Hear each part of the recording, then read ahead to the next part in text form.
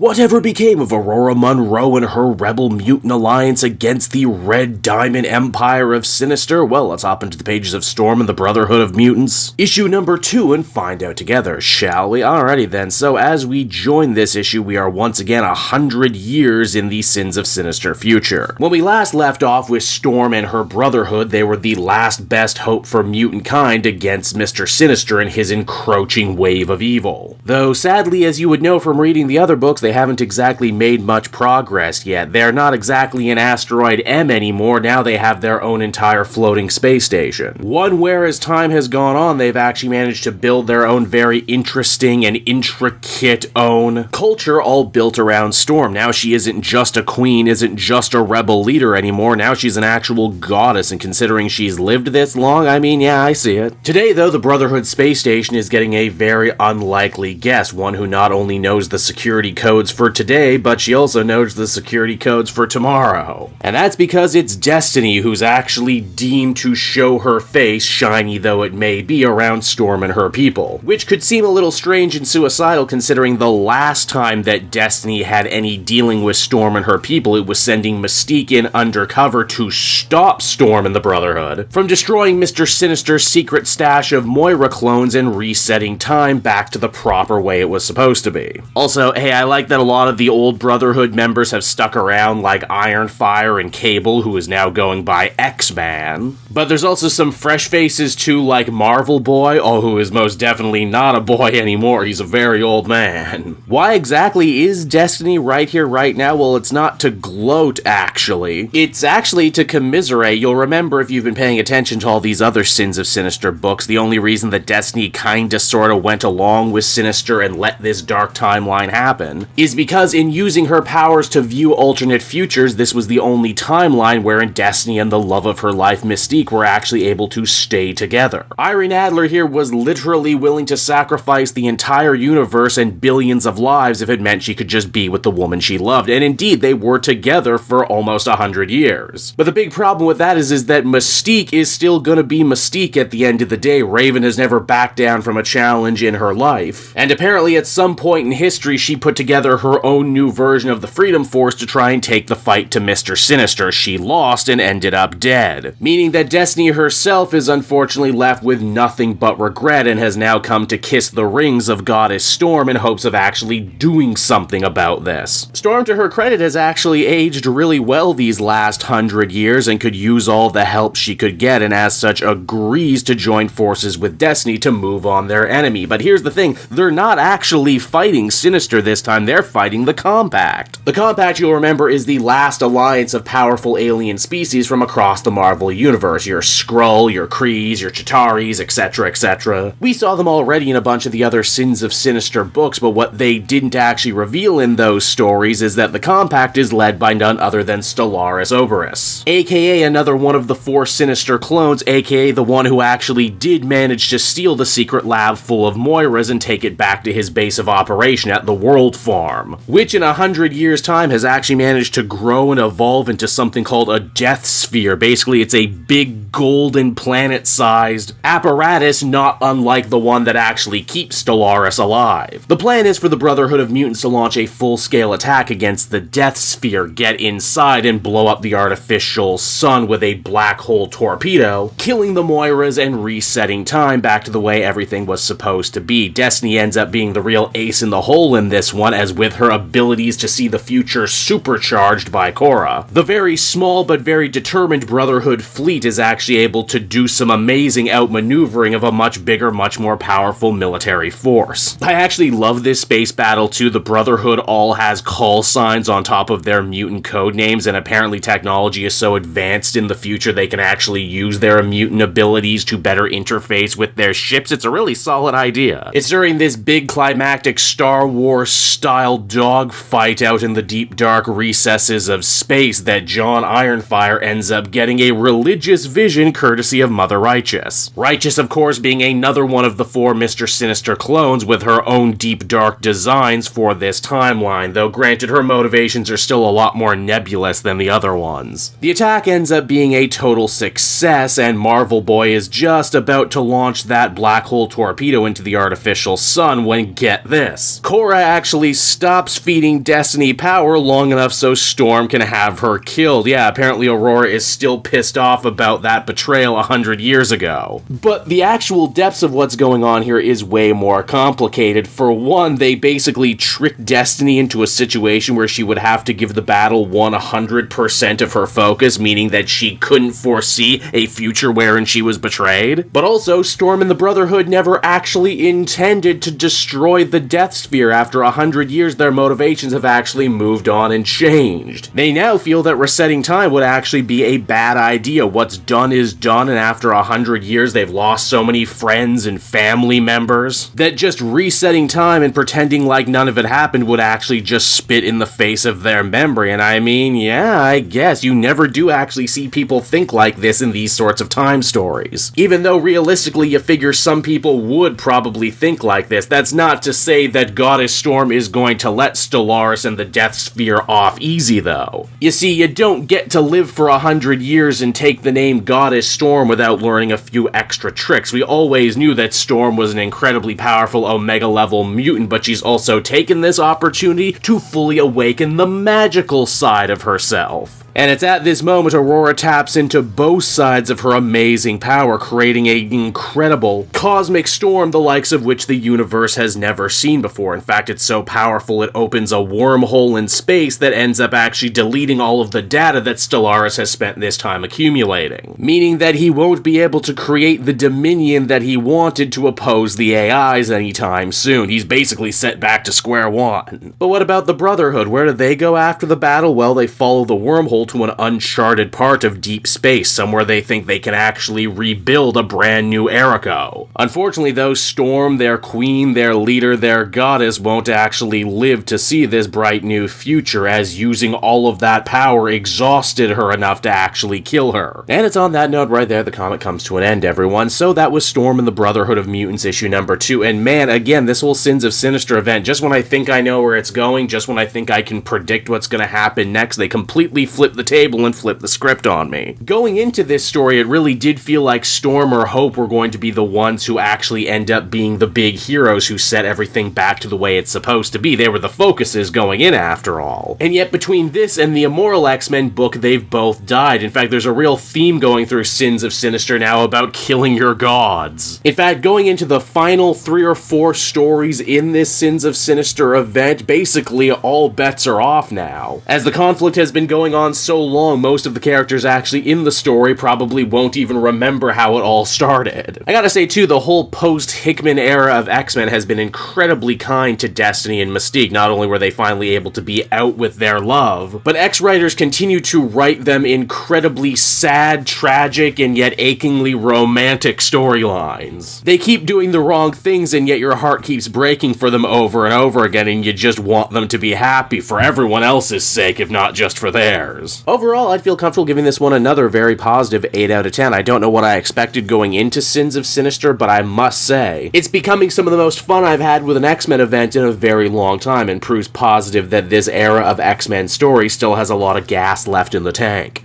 Hey there everyone, Kate Joel again, and I just want to thank you so much for watching to the end of the video. It means a lot to me. And hey, if you enjoyed the book I covered in this issue and want some comics of your own, might I recommend Book Depository? It's my #1 place for shopping for comic book trades. You get a great price, and if you use my link down in the description, you'll actually be helping me out at the same time. You get something, I get something, everybody wins, right? So until next time everyone, I've been Joel, and I will see you in the next video. Bye-bye.